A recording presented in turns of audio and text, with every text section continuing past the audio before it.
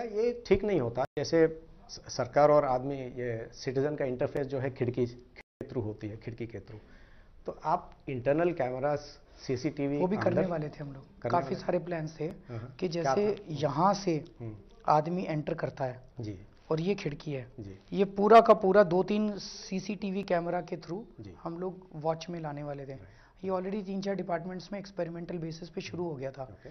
और वो वाला सीसीटीवी का मॉनिटरिंग हम्म, और कई सारे डिपार्टमेंट्स के सीसीटीवी की मॉनिटरिंग के लिए 2 या 3 ऑफिसर्स को, ईमानदार ऑफिसर्स को बिठा दीजिए।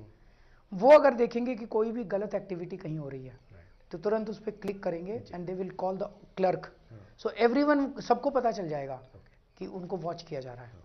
तो ये सब प्लान थे? ये प्लान था हमारा। तो इसीलिए मैं कह रहा हूँ ये सब अच्छे अच्छे काम कर रहे थे। अब आप अपने चैनल के जरिए जनता को बोलिए कि इस बार बीजेपी कांग्रेस को हराएं और आम आदमी पार्टी को 56 सीट दिलाएं।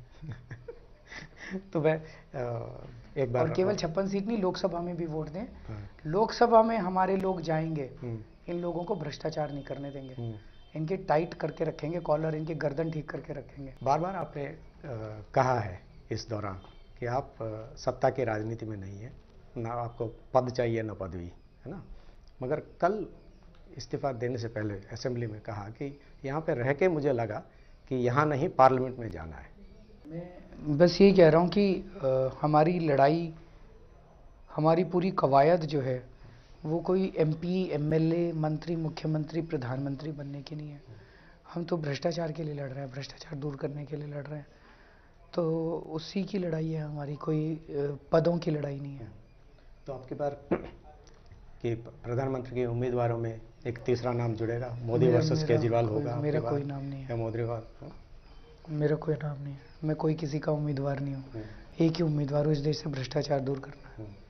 अब तक ये कहते आए हैं कि बीजेपी आपको कांग्रेस का बी टीम कहता रहा, तो कांग्रेस का भी आपको बीजेपी का बी टीम। अब पता चल गया ना, बीजेपी और कांग्रेस एक दूसरे की ये बी टीम है। कल तो बिल्कुल साबित हो गया ना, साबित कर दिया हम लोगों ने। तो इसमें बात आती थी कि आप मोदी जी से कहने में, मोदी जी के बारे में जो है आप बचते थे कहने में। नहीं, ऐसा नहीं है। मैंने कभी किसी इंडिविजुअल पे टिप्पणी नहीं की। मैं राहुल जी के खिलाफ भी मैंने कभी कुछ नहीं कहा, मैंने मोदी जी के खिलाफ भी कभी कुछ नहीं कहा। लेकिन मुझे लगता है अब समय आ गया है कि ये लोग जिस सिस्टम को रिप्रेजेंट करते हैं उसकी बात होनी चाहिए। उसी की मैंने आज आपसे बात की है कि अभी तक इस देश को मुकेश अंबानी चलाते थे। आज अगर चुनाव में यूपीए चली जाती है और एनडीए आ जाती है, तब भी मुकेश अंबानी चलाएंगे। व्यवस्था नहीं बदलेगी, ईमानदारी नहीं आएगी। आज इस देश में पहली बार सब लोग बोल रहे हैं, एक ही पार्टी है जिसने अनिल अंबानी को भी चुनौती दी है और मुकेश अंबानी को भी चुनौती दी है, और केवल मुंह से बोल के नहीं, हेड ऑन चुनौती दी है। एक के खिलाफ सीएजी ऑडिट ऑर्डर किया है और दूसरे के खिलाफ एफआईआर दर्ज की है। छोटी बात नहीं होती है। तो हेड ऑन हम लोगों ने चैलेंज किया उनको, इस व्यवस्था को हेड ऑन चैलेंज किया है। तो आज एक ही पार्टी इस देश को व्यवस्था परिवर्तन दे सकती है, ईमानदार राजनीति दे सकती है। ना मोदी जी दे सकते, ना राहुल गांधी दे सकते। जी, इसी सबसे थोड़ा संदेह होता है कि क्या आपका ये जो 49 दिन जो सरकार में थे, वो एक तय प्लान था कि हम जाएंगे, कुछ करेंगे और कुछ काम ऐसा किया कि सारा हम लोगों ने क्या किया, 27 दिसंबर को हम लोग बैठ गए और हमने डिसाइड किया कि अब देखो 28 को हम ये करेंगे, फिर 29 को 10 बजे ये करेंगे, फिर ये ऐसा रिएक्शन होगा, फिर एलजी हमें अपोज करेंगे, फिर हम ये करेंगे, फिर हम ऐसे करेंगे। हो सकता है कैसे? नहीं, ये तो हुआ ना कि अनिल अंबानी के अगेंस्ट हुआ, हमने काम किया, हुआ। लेकिन ऐसे बैठ के प्लानिंग नहीं हो सकती। ये बेकार की बात होती है कि अरविंद बड़ा शातिर है, उसने पूरा प्लान कर रखा था और 3 महीने पहले प्लान कर लिया था। ये सब बकवास है। कुछ कमिटमेंट था भ्रष्टाचार के खिलाफ, कमिटमेंट था कि howsoever mighty anyone be, कितना भी बड़ा कोई क्यों ना हो, बख्शेंगे नहीं अगर उसने भ्रष्टाचार किया। वो करके दिखा दिया। तो सिर्फ ये इत्तेफाक था कि ये खुद चंद दिनों के बाद, मुकेश अंबानी के एफआईआर के चंद दिनों के बाद आपको इस्तीफा देना पड़ा और आप फौरन जो है आपकी पार्टी की मुकेश अंबानी जी की एफआईआर ने कांग्रेस और बीजेपी को एक साथ खुले में लाके खड़ा कर दिया कि कुछ भी हो जाए मुकेश अंबानी को बचाना है, इनकी सरकार गिराओ। मैंने पहले बोल दिया था कि अगर मेरे इंट्रोड्यूस नहीं करने दिया तो मैं सरकार गिरा दूंगा। मैंने दोनों ने मिलकर इंट्रोड्यूस नहीं होने दिया। मुकेश अंबानी की एफआईआर ने प्रॉम्प्ट किया इन दोनों को। कल एक टीवी शो में योगेंद्र यादव थे, योगेंद्र यादव ने बात उठाई, दूसरी तरफ डॉक्टर हर्षवर्धन थे।